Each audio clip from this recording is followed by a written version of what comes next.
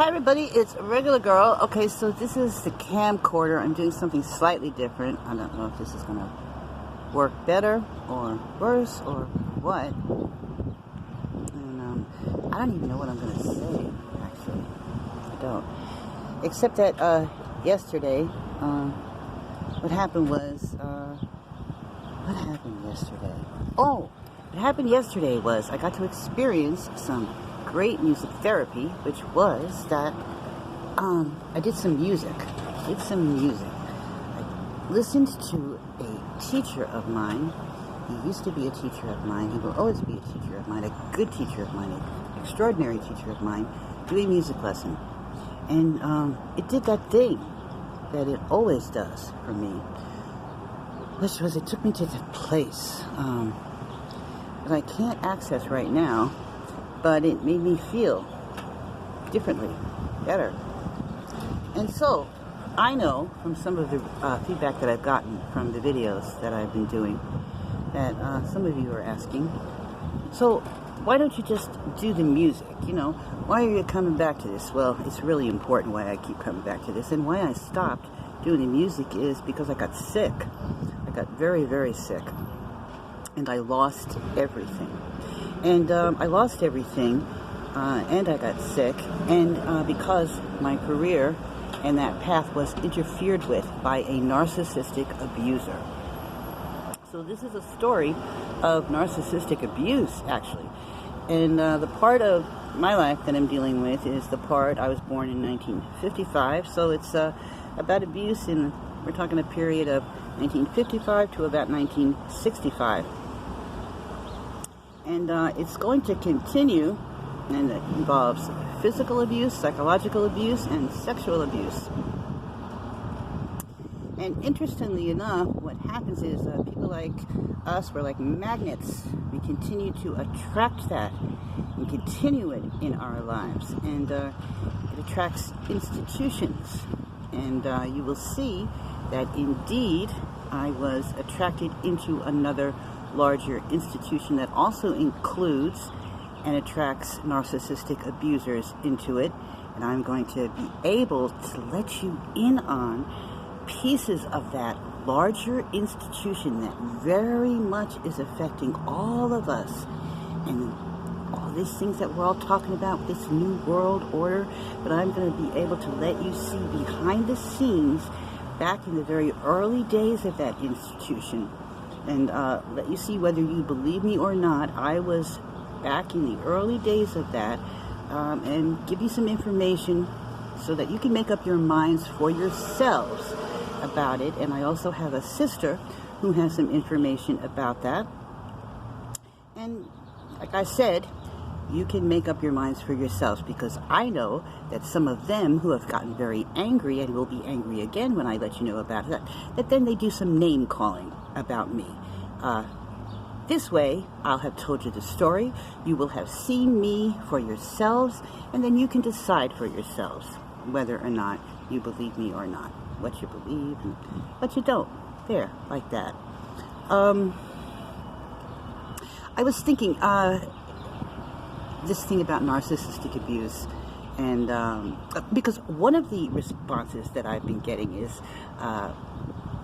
and this comes up very, very often, and it's why it's so difficult for victims of this, I think, to come forward, is one of the responses is, hey, you know, a lot of people have hard lives, and what about this person over here? They overcame these difficulties, and look at how famous they became, and why don't you do that too?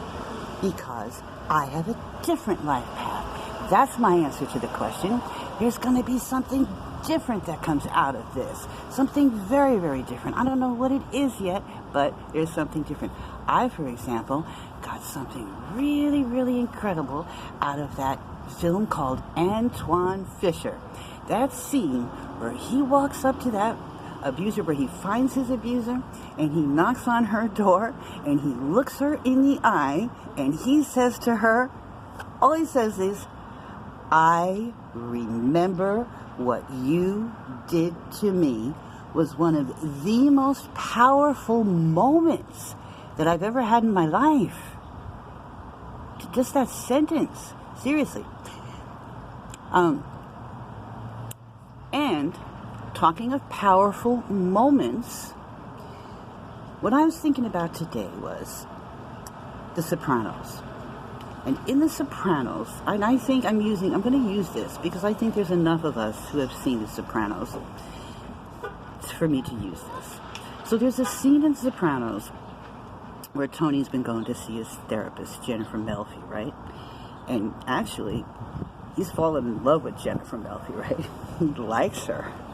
He likes her.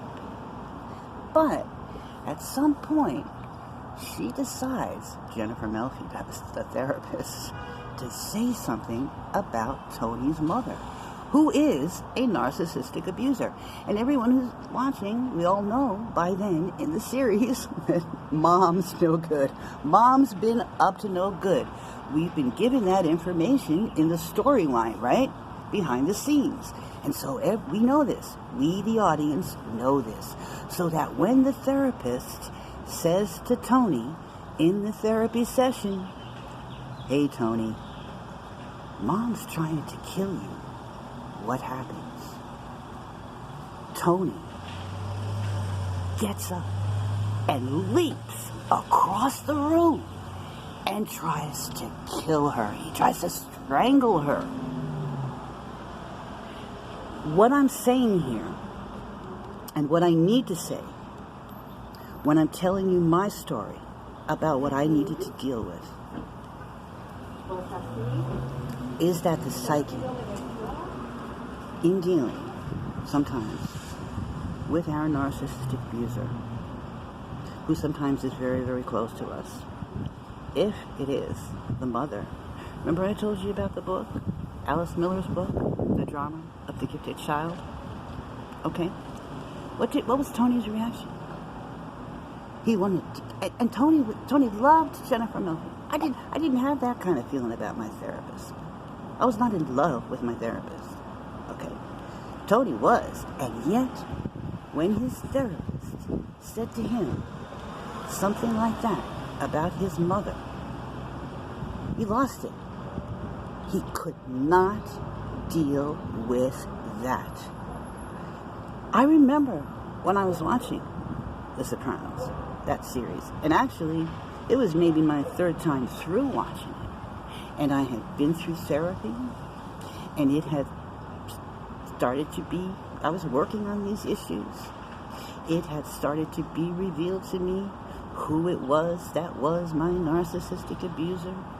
There I am, watching the series, catharting away. You know what that word means?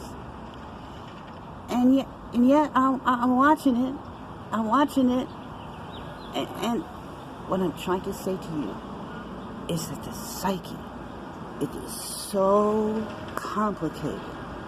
It is so deep that it can hide these things from us in hundreds of pounds of weight.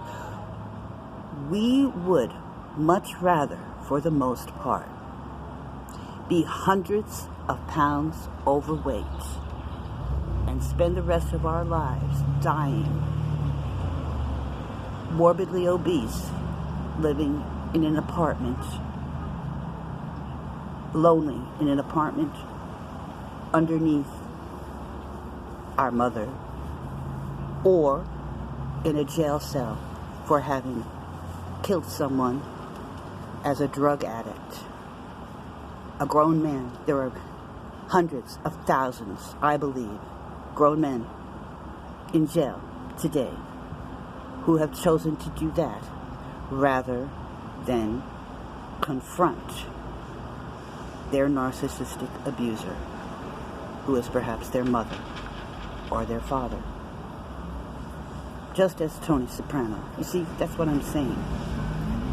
The psyche is that deep.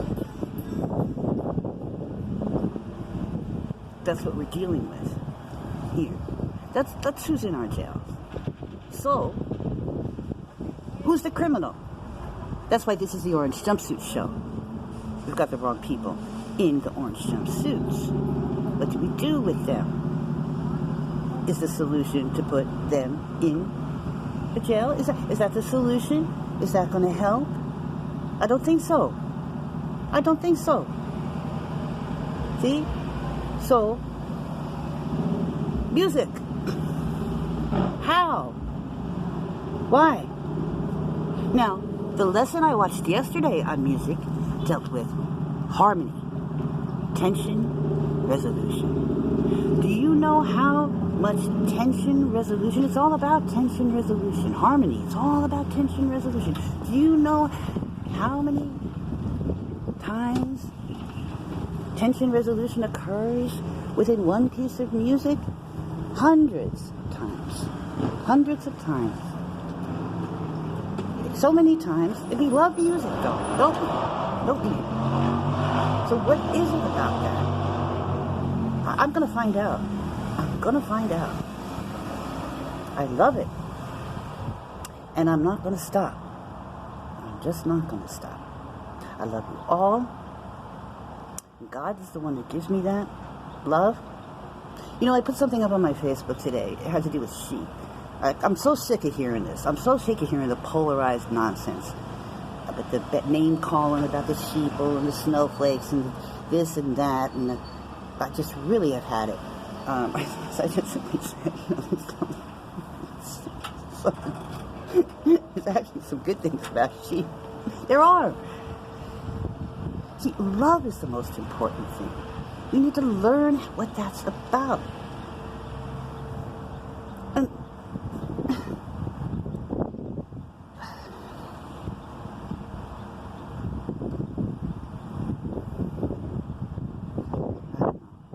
you know, one of the things I noticed also is, you know, most people who do these kinds of things, they have somebody else talking to them, you know. So I'm going to not be so hard on myself about this. I don't have anybody interviewing me. The other thing, too, is that usually, you know, they have some kind of notoriety. You know, who am I? Who cares? Who cares? Who cares about my life story? You know, I haven't done anything. But something in me is really prompting me to do this. There's a lot more to tell, because there are some institutions and some stories about them that have some universal themes. So it's 12 minutes now, and I'm going to set it up, though, so that I can do a YouTube stream. I think that's better. And I want to stand up, because I want to show you guys, those of you who know me, I do. I want to show you all the weight I've lost. It's incredible. It feels great. And it looks great, too. I want to do it when I got those jeans on. Because I know a lot of you probably are going, oh my God, she looks horrible. She looks so old. I think I look great. I feel great. I'm telling you. I don't care what you think.